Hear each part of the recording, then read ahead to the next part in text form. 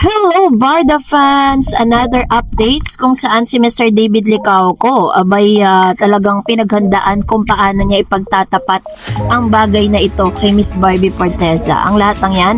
But before that, if you haven't subscribed yet to my YouTube channel, please don't forget to like, share, and subscribe at hit mo na rin ang notification bell for more showbiz updates. Bago tayo of course magpatuloy sa ating updates for today's video, of course nais kong pasalamatan kayo for always watching and trusting this channel. Thank you so much sa inyong palagiang panonood at palagiang pagsubaybay sa mga updates po natin. Maraming salamat po dahil talaga namang kabilang po kayo sa mga talagang sumusuporta para sa Barda. And bago tayo mag-start, syempre congratulate natin si Miss Barbie Forteza sapagkat may reward mula sa TF sa isang fast food chain. Sabi dyan, ay grabe ang napasigaw na reaksyon ni Barbie Forteza nang itanong ng ilang mga reporters ang kanyang reward sa sarili mula sa talent fee niya sa TV commercial na ginawa nila ni David Licauco para sa isang popular fast food chain. Hindi pa masagot ni Barbie kung paano i-invest ang talent fee sa oras na matanggap niya ito, pero hindi material na bagay ang unang naisip ng kapuso actress. Pero siguro ngayon marami na akong na-reward sa sarili ko from my hard work in the past years, kaya I am just enjoying everything now. I am enjoying my work, I am enjoying my life, lahat ni Barbie. Mahusay siyang humawak ng mga pera na kanyang pinaghirapan dahil nakapagpundar na siya ng mga ari-arian. Isang condominium unit sa New Manila area sa Quezon City ang isa sa mga unang investment noon ni Barbie, hanggang nakapagpatayo na siya ng kanyang dream house na nilipatan nila ng pamilya noong December 2024. Sabi ni Miss Barbie, sa ngayon nahihilig si Barbie sa pagtakbo na very rewarding din para sa kanya. Kasama sina Alden Richards at Julia Barreto na lumahok si Barbie sa isang charity fun run event, ang Run to Share, na ginanap sa Makati City noong April 6, 2025 para ito sa kapakanan ng mga batang may cancer. Natapos si Barbie sa loob ng 35 minuto at 25 segundo or 35 minutes and 25 seconds ang kanyang kauna-unang 5-kilometer fun run na hindi niya inakalang maghahatid ng kakaibang klase ng kaligayahan. Noong April 13, muling tumakbo si Barbie sa UP Diliman, Quezon City para sa Women's Rights Advocacy Run sa Takbo Babae 2025, labanan ng abuso upang mawakasan ang mga karahasan laban sa mga kababaihan. Sa sariling salita ni Barbie, iba talaga ang push pag may pinaglalaban. Actually, very rewarding ang pagtakbo, hindi material na bagay pero very rewarding siya, sabi nito. Nang tanungin din si Miss Barbie Forteza tungkol sa plano niya ngayong Semana Santa, ibinalita ni Barbie na may shooting ito para sa bagong pelikula na kanyang ginagawa. Pero tiyak niyang makakasama sila ng pamilya niya sa Baggunita sa mahal na araw.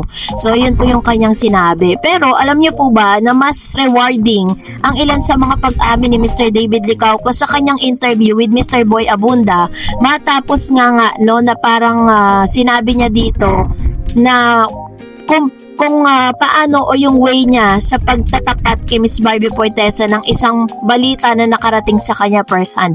Panoorin natin ito. We were shooting po ng araw and we had a scene together. And that was the day na I accepted the role. So sabi ko sa sarili ko, paano ko kaya sasabihin kay Barbie na, uy, meron nga pala akong movie tapos hindi ka kasama. Diba? So sinabi ko sa kanya, Barbie, meron nga pala akong movie ni isa niya. You know? And she was like, oh, wow, it's nice, so proud of you, ganun. Like, she's super supportive when it comes to these things because talk about. According to Mr. David Licauco, sa unang pagkakataon na natanggap niya ang balita, nagagawa nga siya ng pelikula with Miss Sanya Lopez. Si Miss Barbie Forteza agad ang unang nakaalam nito at pinagpaalaman niya. Syempre nga naman, bilang respeto na rin kay Miss Barbie, and sinabi nga ni Mr. David dito na parang kino-compose niya pa yung mga words na sasabihin niya kay Barbie to make sure na parang hindi maging offended sa part ni Barbie kasi syempre magka-love team po sila. So pinapakita lang ni David Licauco dito kung gaano niya nirerespeto at tinitignan itong si Barbie. Not just for being love team, but also bilang isang kaibigan na talagang kasama niya all throughout sa mga proyekto niya at sa mga breakthrough bilang isang breakthrough actor ng GMA. Kaya talagang sobrang happy ang ilan sa mga Barda fans kasi ito po isa sa mga palatandaan na talagang mas malalim na ang pagtitinginan ni Miss Barbie Fortesa at ni Mr. David Licauco.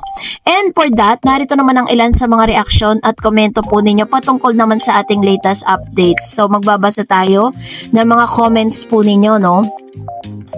Unahin po natin ang komento mula po sa isang viewer. Sabi po ni Miss Dina Buenti po, alam nyo na Barda, ako after watching that kind of love sa US Netflix, the struggle is so real.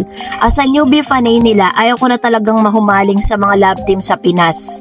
However, Barda got me, lalo na kasi unexpected ang love team nila. Being said that I cannot wait for another movie project nila together. The rest of the love team was wapakels and OA ang dating. I'm a mature of their fans within the span of less than 3 months. RIP sa button daw ng YouTube. Gumagawa ng mga videos and updates ang Barda Love Team. As a fan, support all Barda projects para lagi silang together. Yun kasi ang gusto nating mga fans, diba? Don't spend your time wondering if they are not or not together. Focus on what can we do as fan nila para mas maging matagal pa ang tandem nila. If Barda Love Team have a project together, bonggahan natin ang suporta. Huwag kayo magpadala sa mga bashers. At the end of the day, di natin control ang personal na buhay ng Barda. Pero one thing we as fan can control is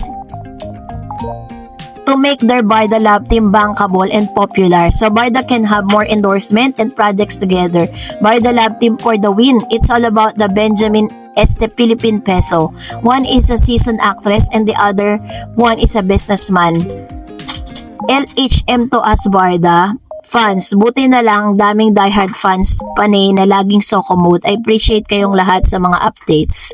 Ayan, salamat Ma'am Shi. Totoo yung sinasabi niya, diba, na parang minsan ang mga fans kasi mapaghanap na parang kailangan lagi silang magkasama, diba? Pero syempre, tulad na sinasabi ni Barbie at ni David, is binibigyan din naman nila ng chance yung sarili nila to grow na kasama po yung iba.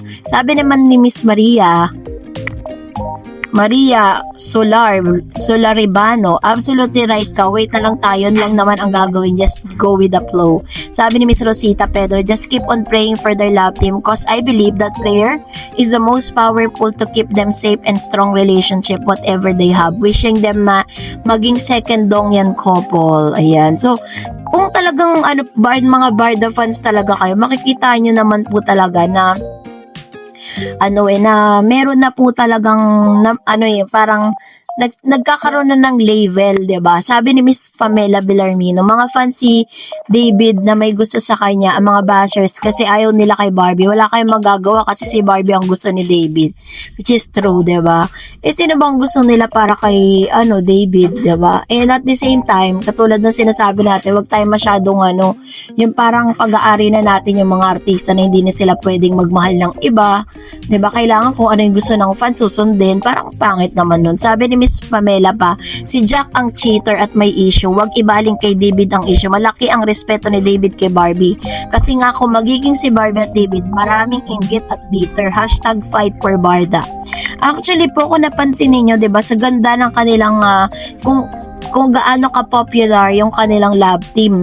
Simula po nang makasama ni Miss Barbie si Mr. David Licauco.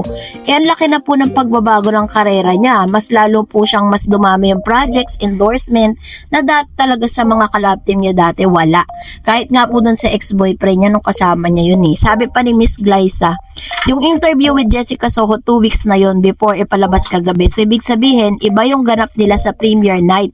Hindi na friends yun, waiting na lang kami. Ayun. So ito yung kanyang confirmation naman, which is nakita naman natin, di ba? Grabe po yun. Sabi ni Miss Lydia, kahit ano pa mang relasyon nila, be it friendship or more than friendship, it doesn't matter. Basta kami Barda forever. Sabi ni Miss Ardiso, by the power of love, super Barda friendship is the beginning of love. Ayan. So, lahat naman po yun ay talagang nagmamanifest dun po sa pinapakita ni Barbie at ni Mr.